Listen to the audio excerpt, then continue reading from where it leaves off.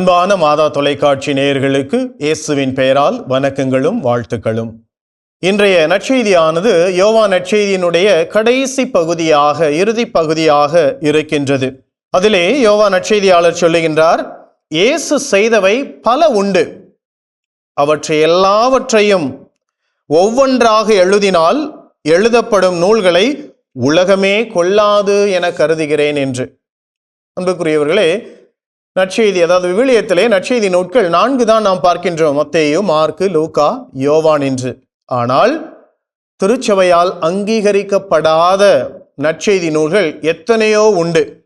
அதில் காண கிடைத்தவை அல்லது கண்டெடுக்கப்பட்டவை என்று சொன்னோம் என்றால் தோமாவின் நற்செய்தி, மரிய மதலேனாவின் நற்செய்தி, பேதுருவின் நற்செய்தி, யூதாசின் நற்செய்தி, பிலிப்பின் நற்செய்தி, பார்த்தலமேயுவின் நற்செய்தி, நிக்கோதேமுவினுடைய நற்செய்தி, எபிரேயர்களின் நற்செய்தி, எகிப்தியர்களின் நற்செய்தி மற்றும் 12 திருத்தூதர்களின் நற்செய்தி என்று இன்னும் அடுக்கிக் கொண்டே போகக்கூடிய அளவிற்கு பல நற்செய்தி நூல்கள் எழுதப்பட்டிருக்கின்றன. அதே போன்று யாக்கோப்பின் இரகசிய புத்தகம், குழந்தை இயேசுவினுடைய குழந்தை பருவ நற்செய்தி, யாக்கோபு அல்லது தோமா அல்லது மத்தேயு இவர்கள் இயேசுவினுடைய குழந்தை பருவத்தை பற்றி எழுதிய நூல்கள் என்றும் நிறைய இருக்கின்றன.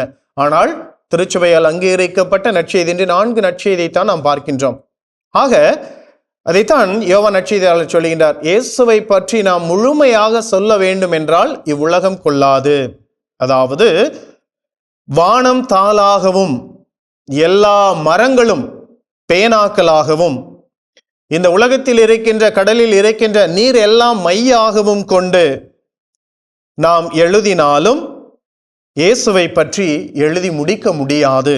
காரணம், இயேசு வரையறைகளுக்கு அப்பாற்பட்டவர், எல்லைகளால் கட்டுப்படுத்த முடியாதவர். இதைத்தான் யோவான் நற்செய்தியாளர் சொல்லுகின்றார், இயேசு செய்தவை நிறைய இருக்கின்றன, ஆனால் எல்லாவற்றையும் இங்கே எழுத முடியாது. ஆக இந்த 4 நற்செய்தியிலும் பார்ப்பது இயேசு செய்த முக்கிய அடையாளங்கள், முக்கிய புதுமைகள், ஒரு சிலவை மட்டுமே. இன்னும் பலவும் இயேசு செய்திருக்கின்றார். இந்த இயேசு செய்த இந்த அல்லது நற்செய்தியிலே கொடுக்கப்பட்டிருக்கின்ற இந்த முக்கிய சில புதுமைகள், அருமடையாளங்கள் அல்லது அவருடைய இறை வார்த்தைகள் எல்லாமே நாம் நம்பி அவரில் விசுவாசம் கொண்டு நாம் வாழ வேண்டும் என்பதற்காகவே. எனவே நாம் நற்செய்தியை நாம் முழுமையாக உணர்ந்து அதை நாம் வாழ்வாக்குகின்றோமா? இரண்டாவதாக பேதுரு கேட்கின்றார், ஆண்டவரே, இந்த சீடருக்கு என்ன ஆகும்? அதாவது யோவான் நற்செய்தியாளரை பற்றி தான் அவர் கேட்கின்றார். அப்பொழுது இயேசு சொல்லுகின்றார், நான் வரும் வரை அவர் இருக்க வேண்டும் என நான் விரும்பினால் உனக்கு என்ன என்று. அதாவது யோவானுடைய வாழ்வை, எதிர்கால வாழ்வை பற்றி அவர் சொன்னதாக இதை நாம் எடுத்துக்கொள்ளலாம். திருத்தூதர்களில் யோவானை தவிர மற்ற எல்லா சீடர்களும் ஒரு மரித்த விசுவாசிகளாக, அதாவது மறைசாட்சிகளாக மரித்தவர்கள். யோவான் மட்டுமே ஒரு பழுத்த பழமாக இறந்தவர் என்று சொல்லலாம். அதாவது இறுதி வரை, இயற்கை மரணம் அடையும் வரை பல ஆண்டுகள் வாழ்ந்து இறந்தவர். புனித ஜெரோம் சொல்லுவார், இயேசுவுக்காக இரத்தம் சிந்தியவர்கள் மட்டும் மறைசாட்சி அல்ல, மாறாக விடாமுயற்சியோடு இறுதி வரை சேவை செய்கின்றவர்களும் மறைசாட்சிகளே என்று.